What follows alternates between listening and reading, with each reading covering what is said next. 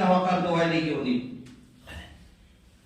আল্লাহর নবী যখন তিনি নবী হয়েছেন, নবী হওয়ার পরের ঘটনা, আমির হামজা আব্দুল মুত্তালিবের পুত্র, অর্থাৎ আল্লাহর নবীর আপন চাচা, যে আমির হামজাকে কেন্দ্র করে যদি বক্তব্য রাখা হয় অনেক লম্বা চওড়া ব্যাপার আছে। আমি শেষের দিকে যাব না, শুরুটা নিয়ে আমি মৌলিক কথা দিকে যাব। তা আমির হামজা তখন ইসলাম কবুল করেননি। সেই সময় ওনার একটা পেশা ছিল, ওনার জীবনে একটা মূল কর্ম ছিল কি, উনি তীরন্দাজ করতে খুবই পটু ছিলেন, মানে তীর চালক ছিলেন, শিকার করতে খুব ভালোবাসতেন। আমির হামজা যে তীর নিক্ষেপ করেছে, যার উপরে মানে টার্গেট করে, একটা পাখি হোক, একটা হরিণ হোক, আর কোন একটা প্রাণীকে লক্ষ্য করে উনি যে তীর মেরেছেন, ওনার প্রথম তীরটা যে মিস হয়েছে এরকম ঘটনা ইতিহাসে নাই। আজকে যেটা বলবো এটাই শুরু বা শেষ। মানে ওনার জীবনে আমি আব্দুল গাফফারকে টার্গেট করে মারছি, ওই পায়রাটাকে আমি টার্গেট করে মারছি, ওটা কি তিনি মেরেছেন। ওনার তীরন্দাজটা কত সূক্ষ্ম ছিল বা ভাবেন। উনি একদিন যেমন আপনারা 100-150টা মানুষকে, যুবককে একত্রিত করে একটা ভালো গাড়ি ধরে আপনারা চলে যান, দেশ বিদেশ বাড়িতে সেখানে ভ্রমণ করতে যান, ঠিক ওইভাবে বন্ধু বান্ধব যারা ছিল, যখন কোনো অনুষ্ঠান হতো, অনুষ্ঠান বলতে গেলে খাওয়া দাওয়ার এরকম অনুষ্ঠান নয়, সেই সময় মদও হালাল ছিল। সেই সময় বন্ধু বান্ধবরা এখানে আমির হামজার মতন মানুষকে ডেকে নিয়ে যেতেন, যে শিকার করবে কে, চলো ভাই আমিরকে দাওয়াত দিয়ে আসি। আমির হামজাকে দাওয়াত দিয়ে নিয়ে যেত। হঠাৎ করে একদিন দাওয়াত পড়ে গেছে, আমির হামজাকে নিয়ে চলল। উনি এবার জঙ্গলে ঢুকেছেন তীর নিয়ে। খুব সূক্ষ্ম ব্রেনে আমরা শোনার চেষ্টা করি। তীর নিয়ে যখন উনি জঙ্গলে প্রবেশ করলেন, একটা হরিণকে লক্ষ্য করে উনি যখন ধনুকটা ডান হাত এবং বাম হাত দিয়ে এরকম নিশানা করে যখন টান শুরু দিয়েছে, টানতে যখন এরকম শুরু করেছেন, এইবার তীরটা ছাড়বে। তীরটা যখনই ছেড়ে দিল, গায়ের শক্তি দিয়ে যখন ধনুকটা টেনে তীর কাঠিটা যখন ছেড়ে দিল, হরিণের গায়ে না লেগে পাহাড়ের একটা পাথরের উপরে ঘর্ষণ হলো। এমনকি ইতিহাসে এসেছে এত জোরে তীর কাঠিটা গিয়েছে যে পাথরটায় আঘাত হয়েছিল, সেখান দিয়ে আগুনের ফুলকে উঠেছিল, কতটা জোরে নিক্ষেপ করেছিল। তা যখন তীরটা যখন ছেড়ে দিল, হরিণকে না লেগে যখন লাগলো কোথায়, পাথরের ওপরে, উনি তখন ধনুকটার সঙ্গে সঙ্গে নিচে এরকম নামিয়ে চতুর্দিকে এরকম দেখছে। কেন জানেন? যখন একটা বাচ্চা ছেলে, খুব চালাক ছেলে, মানে যেমন তেমন ছেলে নয়, একটা ছোট্ট বাচ্চা ছেলে নানির বাড়িতে গিয়ে যদি রাস্তায় যেতে যেতে পড়ে যায় পিছলিয়ে, তা পা পিছলিয়ে যখন পড়ে যায়, চালাক ছেলে হলে দেখবেন তাড়াতাড়ি পেছন দিকে দেখে, আমার পড়াটা কেউ দেখেনি তো, আমার পড়ে যাওয়াটা কেউ দেখেনি তো। চালাক ছেলে হলে দেখবেন তাড়াতাড়ি পেছন দিকে ফিরে দেখে, আমার নানার গ্রামে কেউ দেখে নিল না তো আমার পড়াটা। আর যদি দেখে নাই, তার যদি আঘাত হয়, সে দেখবেন কাঁদে না, সেখানে সহ্য রেখে আস্তে আস্তে গুটি গুটি পায়ে নানির বাড়িতে ঢুকে নানির কোলে গিয়ে ছাপ দিয়ে পড়ে সেখানে কান্নাটা শুরু করে। কথাটা মিলিয়ে দেবেন। ঠিক আমির হামজা যখন দেখলেন ওনার তীর চালাটা যখন ঠিক জায়গায় পৌঁছালো না, হরিণের গায়ে না লেগে পাথরের উপরে পড়েছে, উনি চতুর্দিকে দেখছেন আমার তীরটা চালানো কেউ দেখেনি তো। ঠিক এইভাবে একবার নয়, দুইবার নয়, তিনবার, একবার যখন তীর নিক্ষেপ করলেন পাথরে লাগলো, দ্বিতীয়বার যখন তীরটা ছেড়েছেন আবার সেই তীরটা পাথরে লেগেছে, তৃতীয়বার যখন তীরটা ধনুক দিয়ে টান দিয়ে যখন ছেড়ে দিলেন, আবার নিশানা ফেল হয়ে গেল, আবার তীরটা লেগে গেল পাথরের গায়ে। এইভাবে তৃতীয়বার যখন ফেল হয়ে গেল, চতুর্থবার তিনি এবার ধনুকটা টান দিয়েছেন, তীর ছাড়বেন। হঠাৎ করে যে হরিণটাকে নিদর্শন করে, যে হরিণটাকে লক্ষ্য করে তীর মারছে একাধিকবার, সেই হরিণটা তখন আমির হামজার দিকে মুখটা ফিরে তখন মানুষের মতো মহান আল্লাহ রাব্বুল আলামিন ওই হরিণের মুখে, হরিণের জবানে বাক শক্তি দিয়ে দিলেন। হরিণটা এবার কথা বলছে। কি কথা বলছে? হরিণটা মানুষের মতো করে কথা বলে আমির হামজাকে বলছে, ও বীর পালোয়ান আমির হামজা, তুমি যে আমাকে লক্ষ্য করে বারবার তীর ছাড়ছ, যখন তোমার তীর আমার গায়ে বিঁধল না, তুমি হয়তো আমার গায়ে যদি লেগে যেত তীরটা, আমি হয়তো জমিনে পড়ে যেতাম, আমি মারা যেতাম। আমাকে জবাই করে আমার মাংসটা টুকরো টুকরো করে তুমি হয়তো বন্ধু বান্ধব নিয়ে আনন্দ করতে, তুমি মজা করে খেতে আমার মাংসটা। কিন্তু তুমি আমার একটি কথা মনে রেখে দিও, ভুলে যেও না। হরিণ বলছে আমির হামজাকে ভালো করে লক্ষ্য করবেন।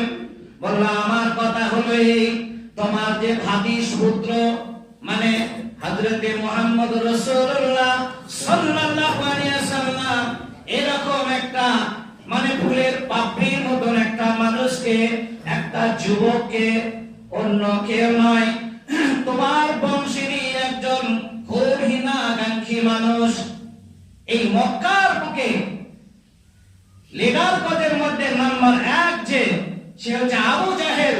সেই আবু জাহেল যে তোমার ভাতিস পুত্রকে আঘাত করেছে, তুমি কি খবর নিয়েছো? তুমি আমাকে মারা বাদ দিয়ে তুমি ফিরে যাও, এখন তোমার ভাতিস পুত্র, তুমি খবরটা নিয়ে এসে দেখো। যখন এইভাবে হরিণের মুখে কথা শুনলেন, কি করলেন? আর ভাবতে পারেন না, পারলেন না। কেন? মুহাম্মদ রাসূলুল্লাহ সাল্লাল্লাহু আলাইহি সাল্লামকে এত প্রেম ভালোবাসতেন, এত দয়া মায়া তার উপরে। এই খবরটা শোনার পরে তার গায়ে আগুন জ্বলে উঠল। এখন সেই তীর হাতে নিয়ে আমির হামজা চিন্তা করলেন, আমি কোন দিকে যাব? আগে ভাতিস পুত্রকে দেখব, না যে মেরেছে তার বিচারটা আগে করব? ঠিক পথের ধারে অনেকক্ষণ চিন্তা ভাবনা করে করে বলল, না, মুহাম্মদকে যে খবরটা আমি দেব, আমি ছিলাম না, সেই খবরটা দেওয়ার থেকে যদি বিচারটা করে যদি আমি ভাতিস পুত্রকে যদি পৌঁছাইতে পারি, আমার মনে হয় যেন সে খুশি হবে আমার ব্যবহারে। এই চিন্তাধারা নিয়ে আমির হামজা চললেন কোথায়? ভাতিস পুত্র দিকে না গিয়ে চলে গেলেন এদিকে আবু জাহেলের দিকে। এখন আবু জাহেলের কাছে যাওয়ার পরে অন্য অস্ত্র ছিল না হাতে, সেই ধনুক দিয়ে তার মাথায় আঘাত করলো। যে আবু জাহেল, এখনো আমির হামজা জিন্দা, আর আমির হামজা জিন্দা থাকতে, যে আমির হামজার বডিতে এখনো ব্লাড বইছে, সেই আমির হামজা জিন্দা থাকতে তুমি আমার ভাইপো মুহাম্মদকে আঘাত করবে, এটা আমির হামজা কখনোই মেনে নিতে পারে না। তুমি যত বড়ই নেতা হোক না কেন, তোমাকে আমি যে আঘাতটা করেছি, যদি তোমার শক্তি বা সাহস থাকে, তুমি আঘাত আমাকে ফিরিয়ে দাও। এখন আবু জাহেলের কিন্তু ডান হাত আর বাম হাত, একটা ডান হাত হলো উমর আর বাম হাত হলো আমির হামজা। তাহলে ডান হাত আর বাম হাতের ভেতরে এক হাত আমাকে আঘাত করলো, মানে কারণটা কি? কিছুই বুঝলাম না।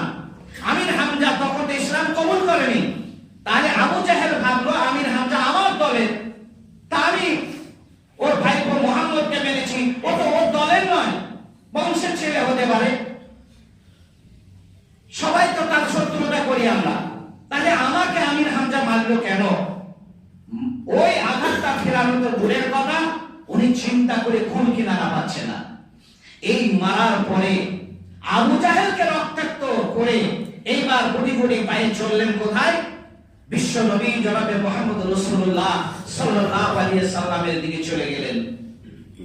ঘড়ির কাঁটা যেভাবে যাচ্ছে আমি ওভাবে যেতে পারছি না, তা যার চেষ্টা করছি ইনশাআল্লাহ। তা এইবার আবু জাহেলের দরজা ছেড়ে চলে গেলেন মুহাম্মদের দরজা। আপনারা দরুদ করতে ভুলবেন না। তাই সেখানে যাওয়ার পরে দেখছেন আল্লাহর নবীকে যে আঘাত করেছিলেন আবু জাহেল, তার নেতৃত্বে যে আঘাত করা হয়েছে, শুধু তাই নয়, আবু জাহেল কথাও বলেছে আঘাত করে ওই ভাই মুহাম্মদ সাল্লাল্লাহু আলাইহি সাল্লামকে বলেছে, তুমি যদি তোমার এই নতুন ধর্ম যদি প্রচার প্রসার যদি বন্ধ না করো, আর আমাদের বাপ দাদা ধর্ম যদি তুমি মাথা নত না করো, তাহলে তোমার মাথাটা বডিতে আর হয়তো বেশি দিন থাকবে না। এই হুমকিও দিয়েছে। সাহাবায়ে কেরামরা চতুর্দিকে বসে আল্লাহর নবীর খিদমত করছেন। কেউ রক্ত ধুয়ে দিচ্ছেন, কেউ রক্ত মুছে দিচ্ছেন, কেউ ওষুধ লাগাচ্ছেন। এইরকম সেবা দেখার পরে আমির হামজা সেখানে গিয়ে মা যেমন সন্তান যেমন মায়ের কোলে উঠে যায়, ঠিক ওইভাবে আমির হামজা আবু জাহেলের কাছ থেকে যাওয়ার পরে মুহাম্মদ রাসূলুল্লাহ সাল্লাল্লাহু আলাইহি সাল্লামকে বুকে জড়িয়ে ধরে বলছে, হাদিস পুত্রকে লক্ষ্য করে বলছে, বাবারে, তোমাকে যে আঘাত করেছে আমি শুনেছি, তবে শুনে নাও, আমি দুই জায়গায় ভৎসনা হয়েছি। নাম্বার 1 হলো আমি হরিণ শিকার করতে গিয়েছিলাম, হরিণ আমাকে তার কাছে আমি ভৎসনা হয়ে গেলাম, লজ্জিত হয়ে গেলাম। আমি বাড়ি ফিরেছি, আমার অর্ধাঙ্গিনী অর্থাৎ আমার স্ত্রী বলছে, তোমার কাজ নাই, তোমার কোনো কর্ম নেই, তুমি ধ্যান দান করে ঘুরে বেড়াও।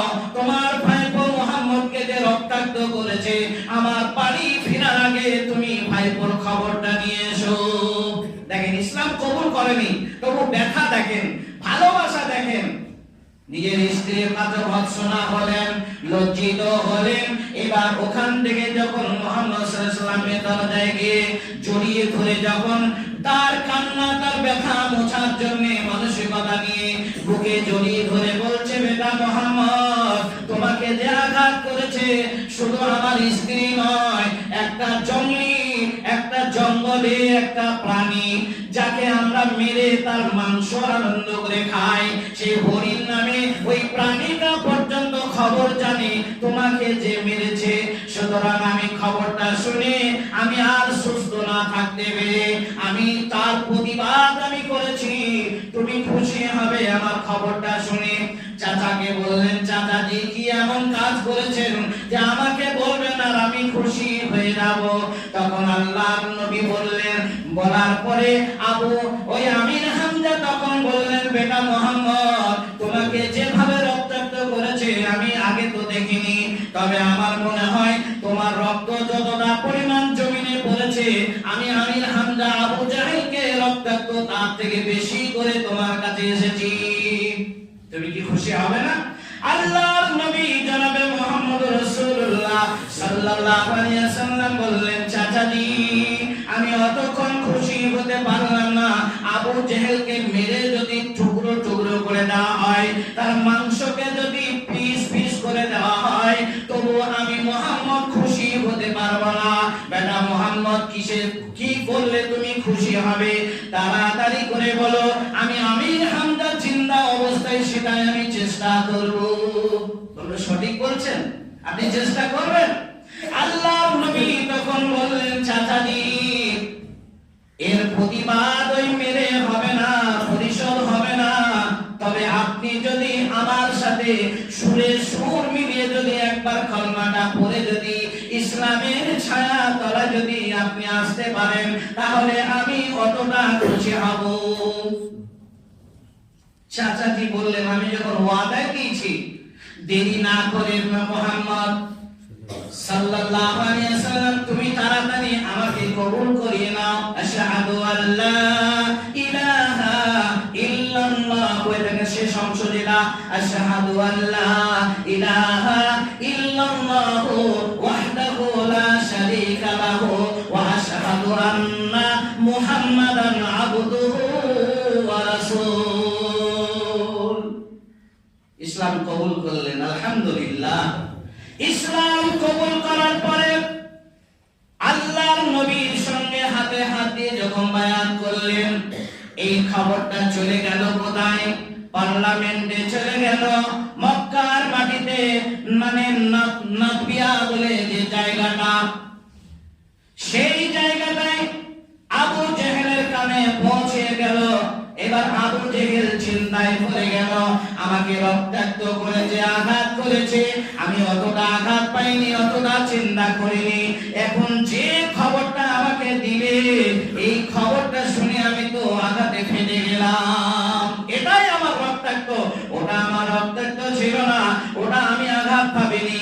এটাই আমার কাছে বড় আঘাত, কেননা আমার দুটো হাতের ভেতরে একটা হাত আমার নষ্ট হয়ে গেল, একটা হাত আমার ভেঙে গেল। আমার গতি কেমন করে আর টিকবে? চিন্তা ভাবনা করতে করতে করতে করতে হঠাৎ করে একটা মিটিং, একটা মিছিল করে নিল। একটা জায়গায় মাশওয়ারা করবে বলে ওই জায়গাতে সমস্ত মানুষকে আবু জেহেলের কথায় একত্রিত করা হলো। এক জায়গায় হয়ে গেল সবাই। সেই জায়গায় একত্রিত হয়ে আবু জেহেল তখন বলছে, শোনো, আর মুহাম্মদকে টিকিয়ে রাখা যাবে না, তাকে আর জিন্দা রাখা যাবে না, তাকে হত্যা করতে হবে। কিভাবে তার ইসলাম প্রচার প্রসারটা বন্ধ করা যাবে? এক একটা মানুষ এক একটা কৌশল মানে অবলম্বন করতে লাগলো। যাক, সেই কৌশলের কথাটা বললে অনেক লম্বা হয়ে যাবে, সেটার দিকে আমি যাচ্ছি না। একটা কথাই বলেছিল আবু জেহেল, সেটা হলো কি, যে এই মাটিতে ওমরের মতো ছেলে বেঁচে থাকলেই বা কেন, না থাকলেই বা কি, ওমরের মতো ছেলে বেঁচে থাকতো, যদি আমার মতন মানুষকে মাথা ঘামাতে হয়, তাহলে ওমরের মতো ছেলে বেঁচে থেকে কি লাভ? বাস, ওমরের গায়ে আগুন জ্বলে উঠলো, খাত্তাবের বেটা ওমর, এই কথা আমাকে শুনতে হলো। বাস, সিংহতে যা ছেলে, বীর পালোয়ান আবু জেহেলের ডান হাত, সে তখন উঠে বলল। এইবার সে চলল মুহাম্মদ সাল্লাল্লাহু আলাইহি ওয়াসাল্লামের মাথা আনতে। এখানে একটা লম্বা কথা আছে, সেদিকটা আমি না গিয়ে আমার সোজা রাস্তায় চলে যাচ্ছে আমি, কেন ডাইনে বাইরে চলে গেলে আর ওখানে পৌঁছাতে পারবো না। মৌলিক যে কথাটা আপনাদেরকে শোনাতে চেয়েছি সেটা হলো কি, এইবার যখন সেই দিনটা, যেদিন ইসলাম কবুল করছেন, ভালো করে শোনেন, আমির হামজা যেদিন ইসলাম কবুল করছেন, ঠিক 3 দিন পরে, মানে বৃহস্পতিবার দিন, গত শুক্রবার রাত, মানে গত রাত যেটা ছিল, 3 দিন পরে বৃহস্পতিবার দিন গত করে শুক্রবার সামনে রেখে যে রাতটা পড়বে, ওই রাত্রিতে মহানবী মুহাম্মদ রাসূলুল্লাহ সাল্লাল্লাহু আলাইহি ওয়াসাল্লাম দোয়া করেছিলেন। নামাজের পরে তিনি দোয়া রেখেছিলেন আল্লাহর কাছে, হে আল্লাহ, এই যে মক্কার মাটিতে দুটি মানুষ আছে, মক্কার মাটিতে দুটি মানুষ আছে, একটা হলো হিশামের বেটা আবু জেহেল, আর একটা খাত্তাবের বেটা ওমর।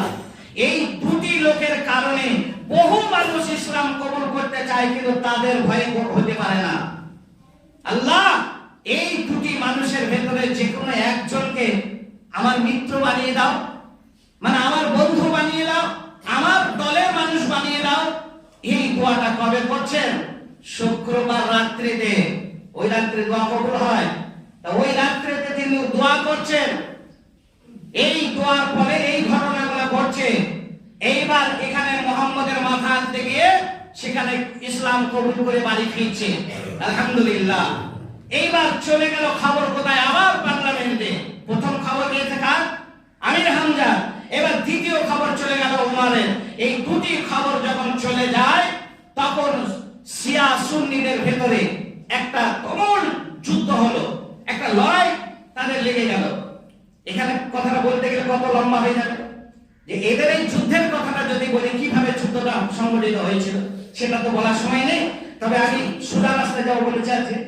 এইবার এখানে আবু জেহেল যখন খবর পেয়ে গেল যে এখানে ওমরও চলে গেছে মুহাম্মদের দলে, আমির হামজাও চলে গেছে মুহাম্মদের দলে, এখন আবু জেহেল এখন দুর্বল হয়ে গেল, আর এখানে সবল হয়ে গেল মুহাম্মদ সাল্লাল্লাহু আলাইহি ওয়াসাল্লাম। তিনি এইবার বুকে বল পেলেন, তার বাহুবল এবার বেড়ে গেল। এইবার সর্বপ্রথমে সেখানে ওমরকে নিয়ে গিয়ে কাবায় যখন আযান হয়েছিল, এখানে একটা ঘটনা আলাদা আছে, কত ঘটনা বলবো আপনাদের। এখানে যখন সিয়াসুদ্দিনের মানে ঝগড়া লেগে গেল, সেই সময় এবার দেখেন আল্লাহর নবী জনাবে মুহাম্মদ রাসূলুল্লাহ সাল্লাল্লাহু আলাইহি ওয়াসাল্লামকে চতুর্দিক থেকে পাগল বলে আখ্যায়িত করলো। বলি আস্তাগফিরুল্লাহ। কেন?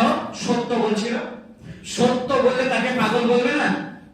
একটা মানুষ নামাজের পরে বলছে লা ইলাহা ইল্লাল্লাহ মুহাম্মাদুর রাসূলুল্লাহ, কেউ পাগল বলবে? কেউ বলবে না। কিন্তু ওই মানুষটাই যদি এই সাগরগাছা থেকে শুরু করে যদি বরিশাল বাস স্ট্যান্ড থেকে ওদিকে ইলাম বাজার হয়ে যদি কয়লা রোড হয়ে যদি একবারে খাদিম পুকুরে যদি এই রাস্তায় যেতে যেতে বলে লা ইলাহা ইল্লাল্লাহ লা ইলাহা ইল্লাল্লাহ লা ইলাহা ইল্লাল্লাহ, সবাই তাকে পাগল বলবে না? বলবে না? বলবে কি বলবে না? এখন সে যদি বলে মানে সে যদি বলে বাদাম নেবে, বাদাম বাদাম যদি বলতে বলতে পাগল কেউ বলবে না। কেন? ওটা ভাইরাল হয়ে গেছে। আর বাদাম বাদাম বললে সেখানে পাগল কেউ বলবে না, কিন্তু লা ইলাহা বলতে বলতে গেলে তাকে পাগল বলবে। সত্যর কাছে পাগল সেজে যাচ্ছে। তা মুহাম্মদ রাসূলুল্লাহ সাল্লাল্লাহু আলাইহি ওয়াসাল্লাম তিনি যখন সত্যের উপর অটল ছিলেন, সত্য যখন বলছেন, চতুর্দিকের মানুষ তাকে এমন পাগলামি শুরু করে দিল বলতে, মানে পাগল বানাতে চাইলো। এইরকম পাগল বানিয়ে মুহাম্মদ সাল্লাল্লাহু আলাইহি ওয়াসাল্লাম যেখানে যায়, যেভাবে যায়, সেখানে এই কথাটা ভেসে ওঠে, মুহাম্মদ পাগল, মুহাম্মদ পাগল। আস্তাগফিরুল্লাহ। বললো তাহলে চিকিৎসা দরকার আছে। দেখেন মুখস্থ এবার করবেন কিনা দেখেন, চিকিৎসা দরকার আছে। তা ইয়ামান থেকে সিয়াদের ওখানে মানে হেড অফিস, এই ইয়ামান থেকে একজন বিখ্যাত কবিরাজকে নিয়ে আসা হলো। ইয়ামানের বুকে সবথেকে বিখ্যাত কবিরাজ বা বক্তা বলতে পারেন, তার নাম হলো কবি জিমাদ। কবি জিমাদ হলো সিয়াদের সবথেকে বিখ্যাত বক্তা বা কবিরাজ সেই যুগে। এখন তাকে ডাক দেওয়া হলো কেন? মুহাম্মদ সাল্লাল্লাহু আলাইহি ওয়াসাল্লামের চিকিৎসার জন্য। কার চিকিৎসা করতে আসছে গো? বিশ্ব নবী জনাবে মুহাম্মদ রাসূলুল্লাহ সাল্লাল্লাহু আলাইহি ওয়াসাল্লামের চিকিৎসা করবে একটা অন্ধ হতভাগা কবি জিমাদের মতন মানুষ। এখন নিয়ে আসলো। আসার পরে ভালো করে এইবার শুনবেন, এই জায়গাটা আপনারা মিস্টেক করবেন না। এদিকে কবি জিমাদকে নিয়ে এসে ধরলেন, এখানে হাজী মহসিন সাহেবের বাড়িতে ঢুকিয়ে দিল। আর এদিকে চলে গেল বিশ্ব নবী জনাবে মুহাম্মদ রাসূলুল্লাহ সাল্লাল্লাহু আলাইহি সাল্লামকে চলে গেল এখানে হানিফ সাহেবের বাড়িতে। এবার দুটো বাড়িতে ঢুকিয়ে দেওয়ার পরে এখানে হাজী মহসিন সাহেবের যত আত্মীয় স্বজন ছিল, যত মানে জ্ঞানী গুণী ছিল, তাদেরকে ডাক দেওয়া হলো। বলল শোনো, কবি জিমাদকে তোমরা সাজিয়ে গুছিয়ে দাও। যেভাবে সাজিয়ে গুছিয়ে দেবে যেন ওখানে গিয়ে কোনো বেশি তোমার কথা খরচ না করতে হয়, এক কথাতেই যেন চিকিৎসা শুরু হয়ে যায়। আর ওদিকে হানিফ সাহেবের বাড়িতে বিশ্ব নবী জনাবে মুহাম্মদ রাসূলুল্লাহ সাল্লাল্লাহু আলাইহি ওয়াসাল্লামকে বসিয়েছেন। ওখানে পরামর্শ দিতে এসেছেন স্বয়ং আল্লাহ পাঠাচ্ছেন কাকে? জিবরাইলকে। জিবরাইলকে পাঠাচ্ছেন। সেই পরামর্শটা কি? আলহামদুলিল্লাহি নাহমাদুহু ওয়া নাস্তাঈনুহু ওয়া নাস্তাগফিরুহু ওয়া নু'মিনু বিহি ওয়া নাতাওয়াক্কালু আলাইহি ওয়া নাউযু বিল্লাহি মিন শুরুরি আনফুসিনা ওয়া মিন সাইয়্যাতি আমালিনা মান ইয়াহদিহিল্লাহু ফালা মুদিল্লা লাহু ওয়া মান ইউদ্লিলহু ফালা হাদিয়া লাহু ওয়া আশহাদু আন লা ইলাহা ইল্লাল্লাহু ওয়াহদাহু লা শারীকা লাহু ওয়া আশহাদু আন্না মুহাম্মাদান আবদুহু ওয়া রাসূলুহু। এই মন্ত্রটা নিয়ে এসে হযরত জিবরাইল হানিফ সাহেবের বাড়িতে বিশ্ব নবী জনাবে মুহাম্মদ রাসূলুল্লাহ সাল্লাল্লাহু আলাইহি ওয়াসাল্লামকে এখানে বোঝাচ্ছেন, শেখাচ্ছেন। সুবহানাল্লাহ। জিবরাইল যেখানে শিক্ষক, আর এখানে বসে আছে শয়তানগণের যত শিক্ষক, এরা কবি জিমাদকে শেখাচ্ছে যে ও পাগল, ও কখন কি বলে কখন কি করে কোনো আমরা টের পাই না, সুতরাং ওর চিকিৎসা ভালো করে করতে হবে। বলল জায়গাটা কোথায় করেছো? বলল এখানে সাগরগাছা পশ্চিমপাড়া মসজিদে। এবার তোমরা একত্রিত হয়ে যাও। ওদিকে বিশ্ব নবীকে একদল মানুষ নিয়ে আসে, আর এদিকে কবি জিমাদকে আর একদল মানুষ নিয়ে আসে। ওর পক্ষের মানুষ ওকে নিয়ে আসে, পক্ষের মানুষ একে নিয়ে আসে। দুই পক্ষের মানুষ যখন নিয়ে এসে একত্রিত হলো, মুখামুখি হয়ে গেল। এবার সামনে ফেস টু ফেস বসে গেল। কবি জিমাদ যখন এই চিকিৎসা শুরু করেছে, হাতটা ধরে হাতটা যাচাই করতে শুরু করেছে। যখনই হাতটা ধরা, তখন সঙ্গে সঙ্গে আল্লাহর নবী জনাবে মুহাম্মদ রাসূলুল্লাহ সাল্লাল্লাহু সাল্লাল্লাহু আলাইহি ওয়াসাল্লাম ওই মন্ত্রটা বিসমিল্লাহ বলে শুরু করে দিয়েছেন। কোনটা? ওই হামদাটা এবার শুরু করেছেন। কবি জিমাদ এই মন্ত্রটা শোনার পরে, সুবিখ্যাত কবি ছিলেন এবং তিনি চিকিৎসক ছিলেন, তা সেই চিকিৎসক তখন অবাক হয়ে গেলেন, এত চিন্তায় পড়ে গেলেন, হাতটা সঙ্গে সঙ্গে ছেড়ে দুটো হাত এরকম কুকুরি হয়ে বসে গেল। এত ছোট হয়ে গেল, এত অপমান হয়ে গেল, দুটো হাত এক জায়গায় জড়িয়ে ধরে কবি জিমাদ তখন বলছেন, মুহাম্মদ সাল্লাল্লাহু আলাইহি ওয়াসাল্লাম, তুমি যে মন্ত্রটা পড়লে ওই মন্ত্রটা তুমি আর একবার পড়ে শোনাও আমাকে। কেন? যে এমন একটা মন্ত্র, এমন একটা দাওয়া বা ওষুধ তুমি ব্যবহার করলে, আমার জীবনে এটাই শুরু, আমি এর আগে কোনোদিন শুনিনি, সুতরাং এই বাণীটা পৃথিবীর কোনো মানুষের তৈরি করা হতে পারে না, সুতরাং তুমি আর একবার পড়ো। কবি জিমাদ যখনই বললেন, বিশ্বনবী জনাবে মুহাম্মদুর রাসূলুল্লাহ সাল্লাল্লাহু আলাইহি ওয়াসাল্লাম তিনি করলেন যে আবার মধুর সুরে পড়লেন। কোরআন তেলাওয়াত শুনে নাই? কারি শোনাইছেন মদিনার ইমামের কোরআন পড়তে কত সুন্দর লাগে। মনে হয় যেন দুনিয়ার কোনো কাজ করবো না তাদের তেলাওয়াত শুনলে। তাহলে সেই নায়েবে রাসূল যারা, তাদের তেলাওয়াত যদি এত সুমধুর হয়, তাহলে বিশ্ব নবীর কাছে যখন কোরআন নাযিল হয়েছে, সেই বিশ্ব নবী ডাইরেক্ট তিনি পড়তে, তাহলে কত মধুর হতে পারে। সুবহানাল্লাহ, সুবহানাল্লাহ। তা সেই মুহাম্মদুর রাসূলুল্লাহ সাল্লাল্লাহু আলাইহি ওয়াসাল্লাম তিনি মধুর সুরে পড়তে লাগলেন, আর কবি জিমাদের তখন পাথরের মতো দিলটা মোমের মতো গলতে শুরু করেছে, মোমের মতো গলতে শুরু করেছে। তখন বলছে, মুহাম্মদ সাল্লাল্লাহু আলাইহি ওয়াসাল্লাম, আমার বেয়াদবিটা ক্ষমা করো। প্রথম আমি ক্ষমা চাচ্ছি, আমি দ্বিতীয় ইসলাম কবুল করতে যাচ্ছি। একবার আলহামদুলিল্লাহ বলা যাবে না? প্রথম আমাকে ক্ষমা করা হোক, দ্বিতীয়বার আমাকে কলমা শাহাদা বলে আমাকে ইসলামের ছায়াতলায় নিয়ে চলো। আমি আর বিলম্ব করছি না, আমি আর পিছুপা হব না। আমি পূর্বে যা করেছি আমার সব ভুল, এটাই সঠিক। এই দেখেন, এই হাম হলো সেই হাম। আবার বলছি একবার, আপনারা মনে মনে করতে পারেন। আলহামদুলিল্লাহি নাহমাদুহু ওয়া নাস্তাঈনুহু ওয়া নাস্তাগফিরুহু ওয়া নু'মিনু বিহি ওয়া নাতাওয়াক্কালু আলাইহি ওয়া নাউযু বিল্লাহি মিন শুরুরি আনফুসিনা ওয়া মিন সাইয়্যাতি আমালিনা মান ইয়াহদিহিল্লাহু ফালা মুযিল্লা লাহু। এখানে কত সুন্দর কথা দেখেন, মান ইয়াহদিহিল্লাহু ফালা মুযিল্লা লাহু। আমি গোটাটাই বলতে পারলাম না তো, নালে মজা লাগতো আপনারা আরো ভালো, কিন্তু এই জায়গাটা শুনে রাখেন। মান ইয়াহদিহিল্লাহু ফালা মুযিল্লা লাহু ওয়া মান ইউযলিলহু ফালা হাদিয়া লাহু। আল্লাহ যাকে হিদায়াত নসিব করে, আল্লাহ তাকে হিদায়াত দেবে, সারা পৃথিবীর মানুষ একত্রিত হলে তাকে কেউ পথভ্রষ্ট করতে পারবে না। ওয়া মান ইউযলিলহু ফালা হাদিয়া লাহু। আর আল্লাহ যাকে পথভ্রষ্ট করে, সেই অন্ধ ব্যক্তিকে সারা পৃথিবীর মানুষ একত্রিত হলেও হিদায়াত দিতে পারবে না। আবু জাহেলকে পারে নাই, আবু লাহাবকে পারে নাই, কেন? আল্লাহ তাকে অন্ধ করেছেন, তাকে হিদায়াত দেয়নি। মান ইয়াহদিহিল্লাহু ফালা মুযিল্লা লাহু ওয়া মান ইউযলিলহু ফালা হাদিয়া লাহু। এবার বলছে শেষ শব্দ, আশহাদু আল্লা ইলাহা ইল্লাল্লাহু ওয়াহদাহু লা শারীকা লাহু ওয়া আশহাদু আন্না মুহাম্মাদান আবদুহু ওয়া রাসূলুহু। আমি সাক্ষ্য দিচ্ছি তিনি এক, দ্বিতীয় তার কোনো মুখাপেক্ষী নাই। দ্বিতীয় বলেছেন মুহাম্মদ সাল্লাল্লাহু আলাইহি ওয়াসাল্লাম তিনি আল্লাহর বান্দা এবং তার রাসূল। এই শব্দটা, এই মানে মন্ত্রটা শোনানোর পরে কবি জিমাদ এবার ইসলামের দিকে দীক্ষিত হয়ে গেল।